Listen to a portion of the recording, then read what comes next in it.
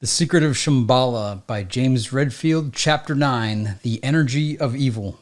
Pages 177 to 178. They prepare their escape, items start disappearing, and it made me think the title, The Energy of Evil, it reminds me of An Inner Hell, the chapter from the 10th Insight. The power of thoughts, expectation, and intention. So the temperature drops about 60 degrees, and you're like, wow, how's that happening? As the Chinese approach. And when the Chinese found them, the power of their thoughts and their expectations of frigid weather counteracted the field that they had set to keep the temperature moderate. So ordinarily, the strength of the fields provided by those at the temples would have been strong enough to have kept the Chinese away altogether, but they knew it was time for the transition. So John is told that his negative thoughts led the Chinese to them, and he was feeling bad about it. But they said, hey man, it's okay. It was expected by those in Shambhala as they head to their transition. And this section was just to reinforce the idea of your expectations create the reality. You must have no enemies. Do not allow negative thoughts or images to enter your mind. Throughout the book, John allows negative thoughts and images into his mind, and the other characters encourage him and sometimes demand him to knock it off, as it puts everyone in danger. And through my life, through my parents, they've always trained me to have positive thoughts. And there's been people that have lamented that I generally land on my feet and they don't understand why. And it's just that I focus on the positive. But over the last 20 years or so, I have allowed some negative people into my life, probably from the social conditioning of like telling you that you have to do this. You have to lower your vibration and accept lower standards. But overall, though, I'm positive, and I owe that to my parents. But the negative thoughts do put everyone in danger. Better off rolling positive than negative. You are being helped. The Dakini and the people at Shambhala in the temples, they conspire for you. You must allow the angels to assist. It's okay to be afraid. Just maintain your visualization of a positive outcome, and fear will actually bring the Dakini closer as long as you can maintain your faith to some degree. The power of staying positive. Whatever temporary strength comes from anger, it cannot compare with staying positive. And so the characters through this part of the chapter, they think positive thoughts and their journey has positive outcomes as a result. Pages 183 to 186. John and Tashi find Will and they catch up. John gets caught in an avalanche and they get split up again. Colonel Chang and the Chinese army recover John's body and fix him up. And Chang interrogates John again about the location of Shambhala and how to enter it. Colonel Chang's interrogation.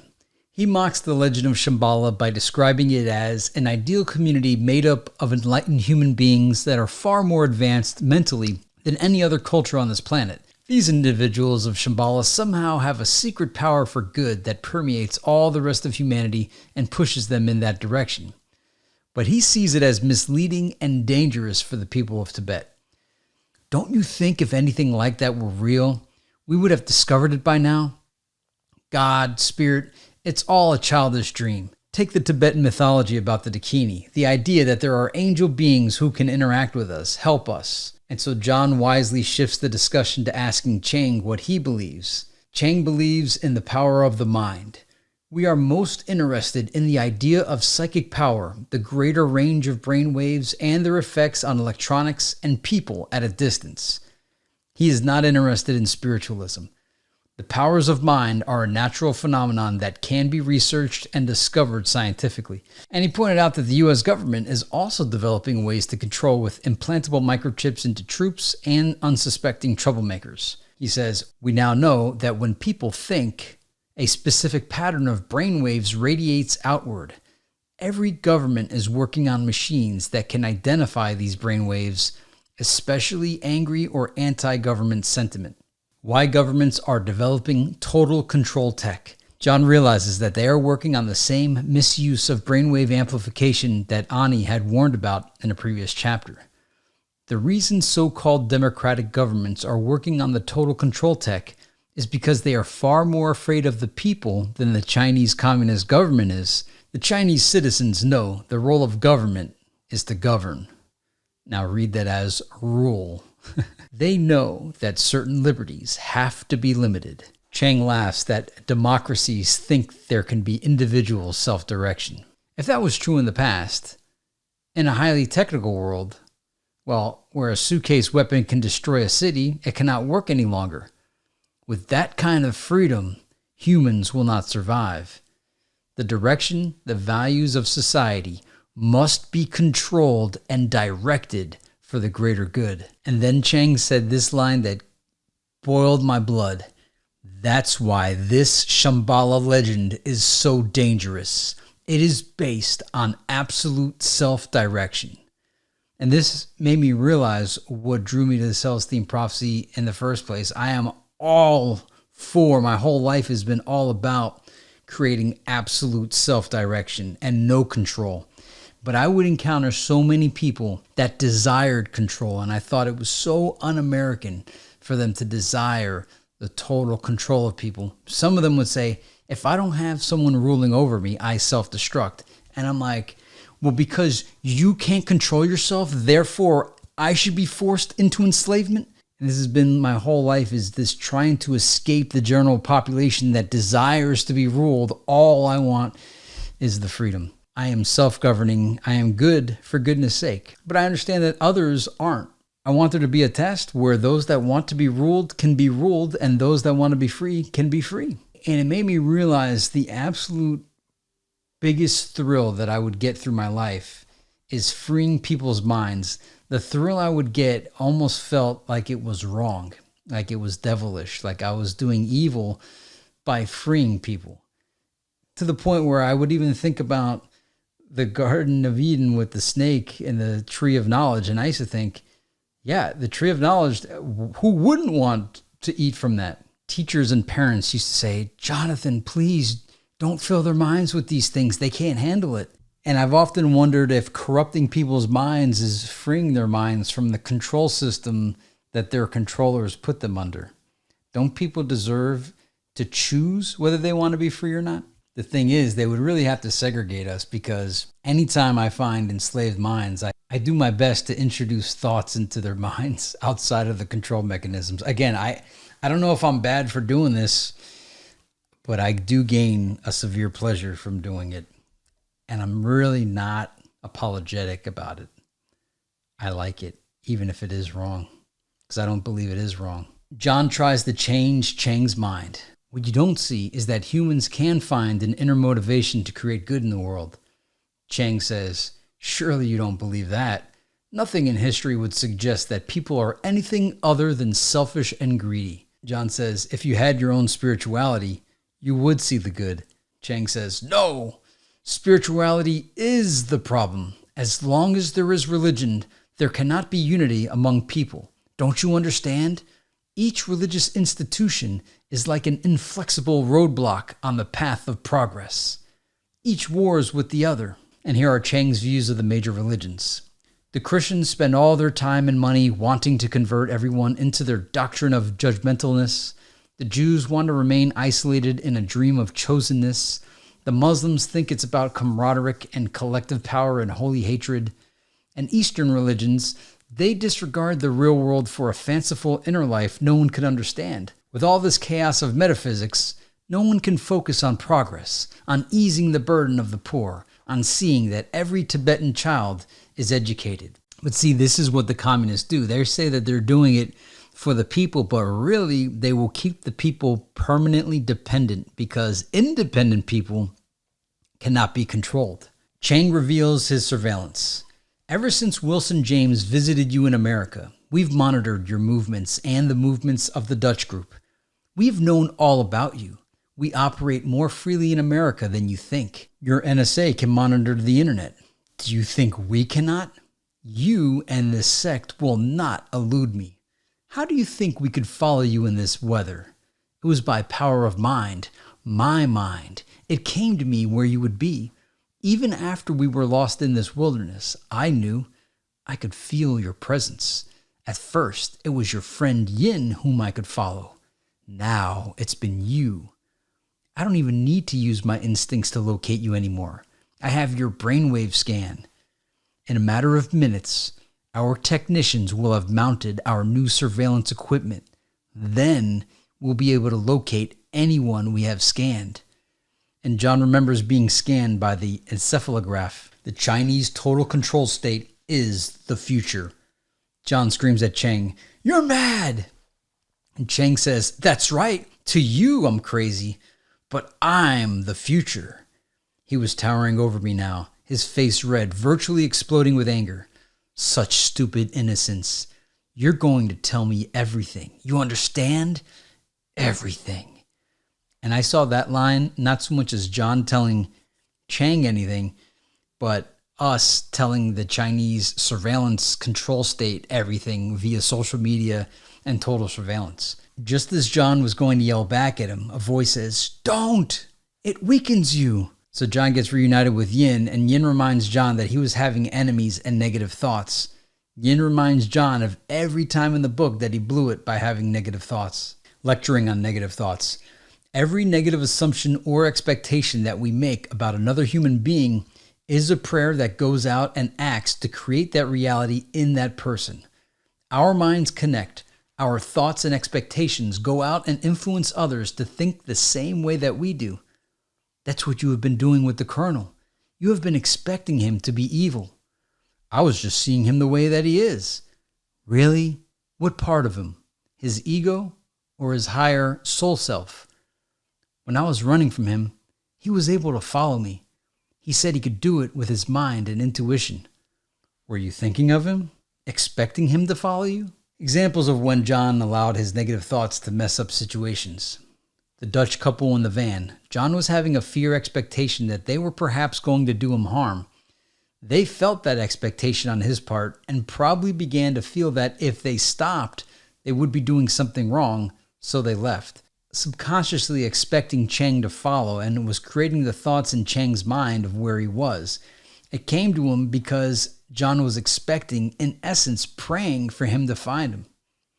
Our prayer field is working constantly in the world, sending out our expectations, and in the case of another person, the effect is almost instantaneous. A negative prayer is not as strong as a positive prayer because you immediately cut yourself off from your highest self-energies, but it still has an effect. The golden rule: do unto others as you would have them do unto you. The rule sounds, Yin went on, as though it should be kept because it creates a good society, right? As an ethical stance. But the fact is, there is a real spiritual, energetic, karmic reason that goes beyond the notion that this is a good idea. It is important to keep this rule because you are affected personally. He paused dramatically, then added, the more complete expression of this rule should be, do unto others the way you would have them do unto you, because how you treat them or think about them is exactly how they are going to treat you. The prayer that you send out with your feeling or action tends to bring out in them exactly what you expect. I nodded. This idea was starting to sink in.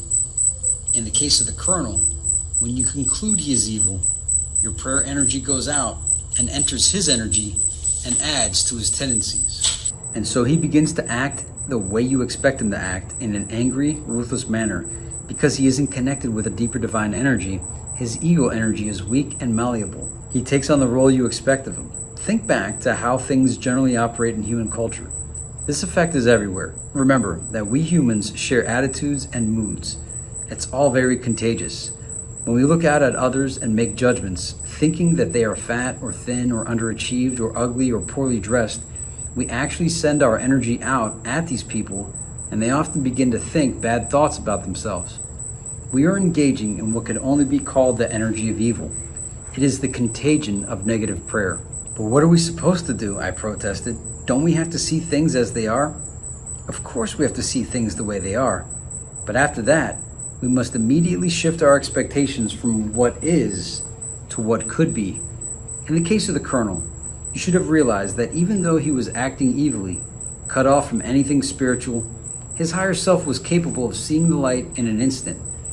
That's the expectation you want to hold, because then you are really sending your prayer field out to lift his energy and awareness in that direction. You must return to that mental posture always, no matter what you see. He paused dramatically, smiling, which I thought was strange, given our situation and his bruised and cut face. They beat you? I asked. It's nothing I haven't wished on them, he said, making his point one more time. Do you see how important all this is? Yin asked. You cannot go further with the extensions until you understand this. Anger will always be a temptation. It feels good. It makes our egos think we are becoming stronger. You have to be smarter than that. You cannot reach the strongest levels of creative energy until you can avoid negative prayer of all kinds. There is enough evil out there without adding to it unconsciously. This is the great truth behind the Tibetan code of compassion. I looked away, knowing that all Yin was saying was true. I had slipped into this pattern of anger again. Why did I keep doing this over and over again? Yin caught my eye. Here is the cap to this idea. In correcting a counterproductive pattern in oneself, in our case, anger and condemnation, it is imperative not to put out a negative prayer about our own possibilities. Do you see what I mean? If we make self-defeating comments such as, "I can't overcome this problem," or "I'll always be this way," then we are in fact praying to stay the way we are. We have to hold the vision that we will find a higher energy and overcome our patterns. We have to uplift ourselves with our own prayer energy. He leaned back on the cot. This is the lesson I myself had to learn. I could never understand the attitude of compassion that Lama Rigden held toward the Chinese government. They were destroying our country, and I wanted them vanquished. I had never been close enough to any of the soldiers to look in their eyes, to see them as people caught up in a tyrannical system. But once I saw past their egos, their socialization, I could finally learn not to add to the energy of evil with my negative assumptions. I could finally hold a higher vision for them and myself. Perhaps because I have learned this, I can also hold a higher vision that you will learn it also. All right, then we're skipping down to halfway down the page, 196. All right, so now he's talking with Chang. "I want to know where these temples are," he said in a low, ominous voice, taking off his coat. "The only way you could see them is if your energy is high enough," I replied, voicing the first thing that came to my mind. He seemed to be taken off guard. "What are you talking about? You told me you believe in powers of the mind. What if one of those powers is to raise your energy level?" "What energy?" "You said that brainwaves are real and could be manipulated by a machine. What if they could be manipulated internally by our intention and made stronger, raising your energy level?" "How is that possible?" he said. "Nothing like that has ever been shown by science." I couldn't believe it. He seemed to be opening his mind. I focused on the expression on his face that seemed to be honestly considering what I was saying. "But it's really possible," I went on. "Brain waves, or perhaps a different set of waves that go farther, can be increased to a point where we can influence what happens." He perked up. "Are you telling me you know how to use brain waves to make certain things happen?" As he talked, I again saw a glow behind him against the wall of the tent. "Yes," I continued, "but only those things that take our lives in the direction they are supposed to go. Otherwise, the energy eventually collapses." "Supposed to go?" he asked, squinting. The area of the tent behind him continued to appear lighter, and I couldn't help glancing at it. He turned around and looked in that direction himself. "What are you looking at?" he asked. "Tell me what you mean about supposed to go. I consider myself free. I can take my life anywhere I want." "Yes, of course, that's true. But there is a direction that feels best, is more inspired, and gives you more satisfaction than all others, isn't there?" I couldn't believe how light the area behind him was becoming, but I dared not to look at it directly. "I don't know what you're talking about," he said. He looked confused, but I remained focused on the part of his expression that was listening. "We are free," I said, "but we also belong to a design that comes from a greater part of ourselves that we can connect with. Our true self is much larger than we thought." He just stared. Somewhere deep in his consciousness, he seemed to be understanding.